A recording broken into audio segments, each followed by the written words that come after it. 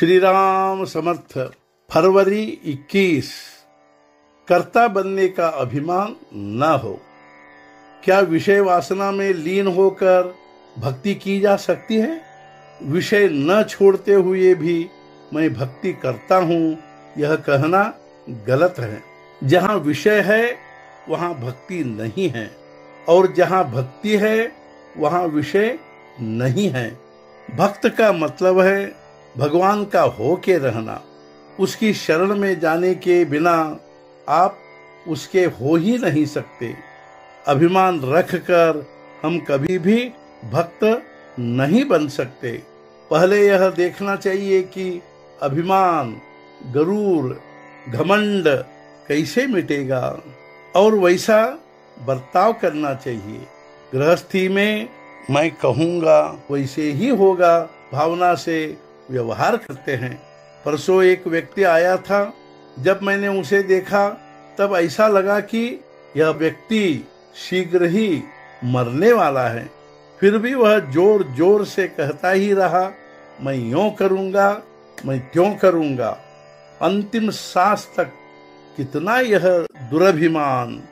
इसलिए मैं कहता हूँ, मैं यह करने वाला हूँ, मैं करता हूँ कि भावना का त्याग करो।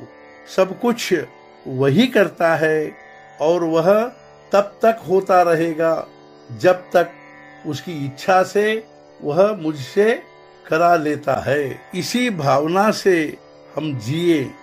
इस प्रकार व्यवहार करने से अपने आप विषय वासना कम होती है, आसक्ति भी कम होती है।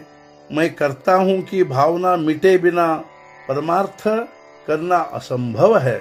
कोई भी कर्म करने पर उसका फल मिलेगा, ऐसा वेद में कहा गया है।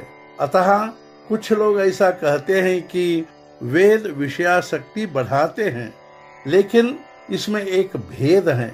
बुजुर्ग दवाई देते समय गुड़ का एक ढेला भी देते हैं। वही युक्ति वेदों ने दिखाई है।